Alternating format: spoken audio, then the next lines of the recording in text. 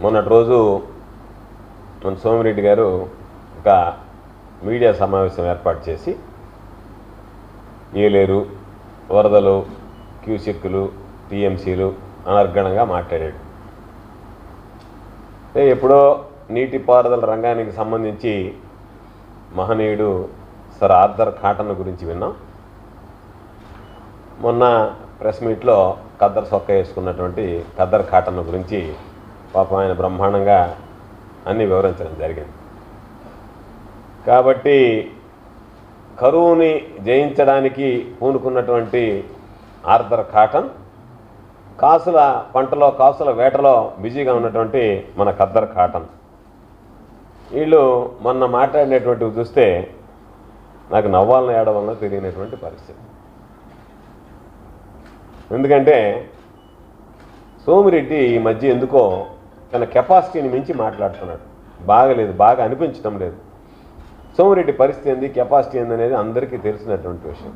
వరదలు, ప్రవాహము, గట్టిగా పక్కన వరద పారితే కింద పడిపోయేటువంటి సోమిరెడ్డి పక్క నువ్వు వరదల గురించి, ప్రవాహాన్ని గురించి మాట్లాడడం, వాటికి సంబంధించి ఏదో మాట్లాడాడు. నేను ఒకే విషయం చెప్తున్నా, నీ కెపాసిటీ ఎంత? నువ్వు బాటిల్ వాటర్కి ఎక్కువ, ట్యాప్ వాటర్కి తక్కువ. నీ కెపాసిటీ ఏంటంటే బాటిల్ వాటర్కి ఎక్కువ, ట్యాప్ వాటర్కి తక్కువ. నువ్వు వరదలు, ఏలేరు ప్రవాహం, ఆ గూగుల్లో మొత్తం అంతా తీసి దానికి సంబంధించి బ్రహ్మాండంగా పక్కన పెద్ద శబ్దం వస్తే ఆ శబ్దానికి పడిపోతావు, వరద శబ్దానికి. నీకెందుకు వరదల గురించి మాట్లాడు? నీకు వరదల గురించి నీ కెపాసిటీ ఎంత? అసలు నువ్వు ఇంకా మారకపోతే ఎట్టా? చంద్రబాబు నాయుడు కూడా ప్రశంసించాడు నిన్ను. అబ్బా, నీకు అనర్గళమైనటువంటి తెలివితేటలు ఉన్నాయి, అదే నీతో సమస్య. కాబట్టి ఖద్దర్ కాటన్ అంత ఆర్థర్ కాటన్ కన్నా మించినటువంటి వాడి ఖద్దర్ కాటన్ అని చెప్పి నిన్ను ప్రశంసించిపోయాడు. ఆయనమ్మా నీకు సిగ్గు రాలేదు. నేను చెప్పేది పాపం నీకేదో ఈ వరదల్లో నిన్ను పిలవలేదని, పిలిస్తే ఏదన్నా పాపం ఆ పొట్లాలు ఈ పొట్లాల్లో కొంత ఏదైనా సర్దుబాటు అయ్యేదానికి అవకాశం ఉండేది కదా, అది ఏదన్నా అవకాశం కోల్పోయామనేటువంటి బాధ కనపడింది తప్ప నిన్ను పిలవడు చంద్రబాబు. ఎందుకు పిలవడంటే నంద్యాల బై ఎలక్షన్ అప్పుడు నీకు అప్పగించినటువంటి డబ్బులో ప్రతి కట్టలో డబ్బులు తగ్గినాయని చెప్పినా అక్కడ ఉన్నటువంటి తెలుగుదేశం నాయకులు ఫిర్యాదు చేశారు అప్పుడు చంద్రబాబుకి. కాబట్టి మరలా నీకు డబ్బుతో కూడినటువంటి పెత్తనం సోమిరెడ్డికి ఇచ్చేటువంటి పరిస్థితులు ఉండవు. కాబట్టి అది ఏదో లేదనో లేకపోతే ఏదో జాగ్రత్తగా ఉండకుండా మంచిది పోలే అక్కడికి. ఒకవేళ అడగానే పోయి గాలికని బాగా ఉధృతంగా వీసిందనుకో, ఎగిరాడు అనుకో, ఇక్కడ ఎగిరిగాని పోయి తెలంగాణలో పడ్డాడు అనుకో, వాళ్ళే ఉంటారు ఆ గడ్డాన్ని గిడ్డాన్ని చూసి ఓయమ్మో ఇడేవాడు నక్సల్ ఇన్ఫార్మర్ ఉన్నటువంటి అని చెప్పి వాళ్ళు ఎత్తుకెళ్ళి ఉండేవాళ్ళు నక్సలైట్లు. లేదు నువ్వు ఏదైనా ఒరిస్సాలో పడ్డాం అనుకో, వాడు దొంగ కోళ్ళు పట్టేవాడు ఉన్నటువంటి గడ్డ గిడ్డ వేసుకుని చెప్పి వాళ్ళు పట్టకపోయినవాడు నిన్ను. నిన్ను ఒకటే అడుగుతున్నా, నువ్వు ఏలేరుని గురించి మాట్లాడుతున్నావే, పక్కన పంబలేరుని గురించి మాట్లాడు. నువ్వు శాసనమండలి సభ్యులుగా మంత్రిగా ఉన్నప్పుడు పంబలేరు మనుబోలు చెరువును కొట్టేస్తే పారుకుంటా పరిగెత్తినటువంటి వాడు వీడి నుంచి అక్కడికి. నువ్వు దానిని 5 సంవత్సరాలు సిగ్గుపడాలా. శాసనమండలి సభ్యుడిగా మంత్రిగా ఉండి ఆ పంబలేరు కొట్టకపోయినటువంటి దానికి సంబంధించి శాశ్వతంగా నిర్మించలేకపోయావు బ్రిడ్జ్ అక్కడ. మళ్ళీ సిగ్గు లేకుండా ఏలేరుని గురించి, ఇంకొక దాని గురించి, అక్కడ జరిగిందంట, ఏడ జరిగిందంట, 2019లో దిగిపోతా అని శిలాపలకం వేసాడంట, ఆ శిలాపలకానికి పనులు జరగలేదంట. మాట్లాడడానికైనా కాస్త సిగ్గు, బుద్ధి, జ్ఞానం ఉంటే అది శుభ్రంగా ఉంటుంది. కాబట్టి నీ పరిస్థితి ఏంది? సూరాయపాండలో ఒంటరిగా బాలేకపోయావు, ఒంటరిగా పోకుండా అందరిని వేసుకొని పోయినావు. అంత ధైర్యవంతుడు నువ్వు. ఇప్పుడు అక్కడ పరిస్థితి ఏంది? మొత్తం అక్కడ మామూలుగా మిషన్తో డ్రెడ్జింగ్ చేస్తున్నారు. దానివల్ల ఈరోజు సంగం బ్యారేజీకి పెను ప్రమాదం ఉంది. ఏలేరు ఆ బ్యారేజీలు దేనికే, సంగం బ్యారేజీకి తమరి వల్ల వచ్చేటువంటి దాని గురించి చెప్పండి. తమరి వల్ల జరిగేటువంటి ఈ నష్టాన్ని ఏ విధంగా పూడ్చాలనే దాని గురించి మాట్లాడండి. నిద్ర లేస్తే నీ బ్రతుకంతా అవినీతి బ్రతుకు. నువ్వు మళ్ళా ఏదో చెప్పినట్టుగా జగన్మోహన్ రెడ్డి గారిని ఉడతలు పట్టేవాడు. నువ్వు జగన్మోహన్ రెడ్డి గారి గురించి మాట్లాడేటువంటి కెపాసిటీ, జగన్మోహన్ రెడ్డి గురించి మాట్లాడేటువంటి స్థాయి నీకు ఎక్కడుంది? నేను చెప్తున్నాడా నేను నేను నేను ఏంది నువ్వు? అందుకనే వాళ్ళు వదిలేసి ఉన్నారు నిన్ను. ఎందుకంటే ఆ బోట్లు అడుగుకొని ఉన్నాయంట. ఒకవేళ నువ్వు తాండ్ర పాపారేడంత ఫిగర్ కాకపోవచ్చు, కోడిరామూర్తి అంత కటౌట్ లేకపోవచ్చు, కానీ గుండె బలం కలిగినటువంటి వాడివి. అసాధారణమైనటువంటి విషయాలు ఎక్కడైనా తిమిరి ఇసుకున్న తైలం దిగుతున్నట్టుగా ఇసుకలో తైలం దిగలిగినటువంటి వాడివి. ఆ బోటు లాగడానికి నేను తీసుకెళ్తే ఏదో ఒక విధంగా ఒక సలహా ఇచ్చి బోటు నువ్వు లాగనైనా లాగలిగే కెపాసిటీ ఉండేవాడు. ఆ ఇరుక్కుపోయిన బోట్ల గురించి నేను సోమశిలకు పోయి మాట్లాడాడు, తిరుపతికి పోయి మాట్లాడాడు.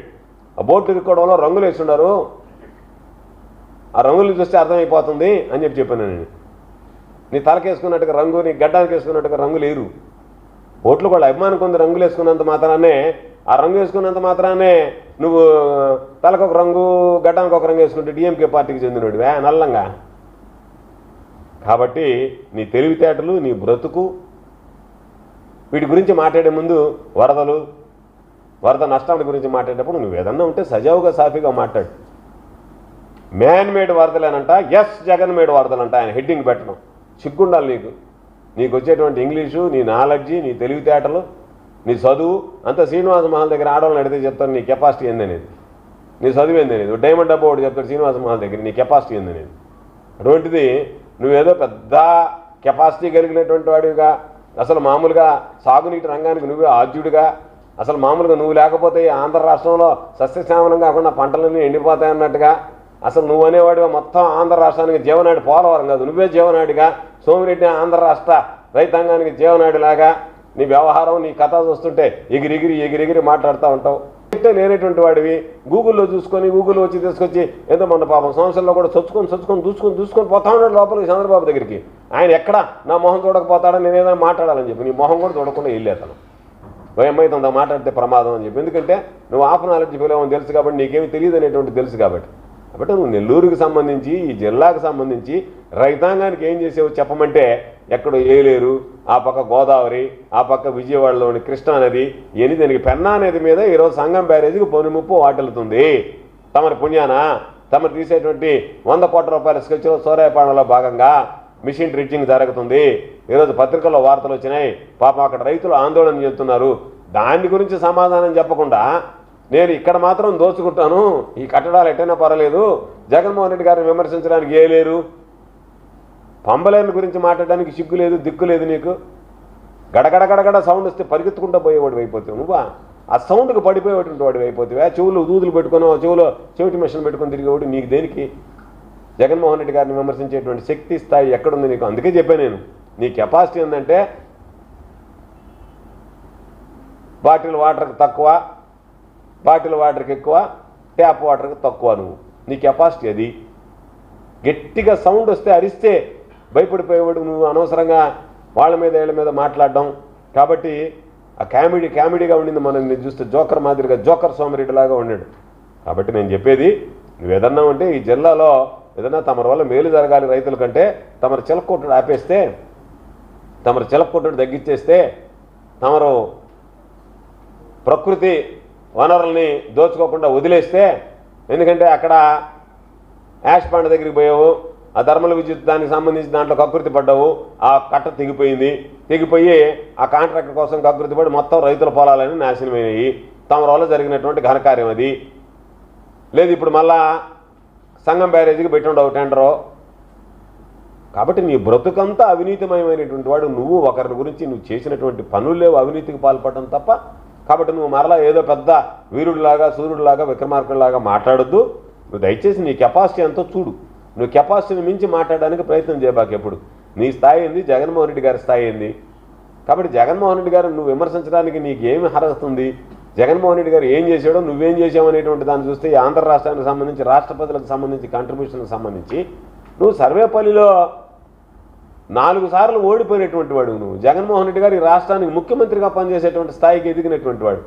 కాబట్టి నువ్వు ఏదన్నా ఉంటే మామూలుగా విమర్శించగానే వ్యక్తిగతంగా విమర్శించడం అది ఇది అని చెప్పని నిన్నేదో గుర్తించి చంద్రబాబు నాయుడు అయ్యా ఈ మధ్య మనోడు బాగా మారికున్నాడు, యమకొట్టుడు కొడుతున్నాడు కాబట్టి నీ మీద చెడ్డ పేరు, బ్యాడ్ నేమ్ వచ్చింది కాబట్టి దాన్ని అధిగమించడానికి నువ్వు అబ్బా బేష్ మనోడు బ్రహ్మాండంగా మాట్లాడాడు నా గురించి, జగన్మోహన్ రెడ్డి గారిని విమర్శించాడని చెప్పి ఆయన ఏమన్నా నిన్ను కితాబిస్తాడని చెప్పి నువ్వు మాట్లాడడానికి ఏమన్నా ప్రయత్నం చేసావా తప్ప, దయచేసి నీ నోటికుండా వరదలో గిరదలు ఇవన్నీ వద్దు సోమిరెడ్డి.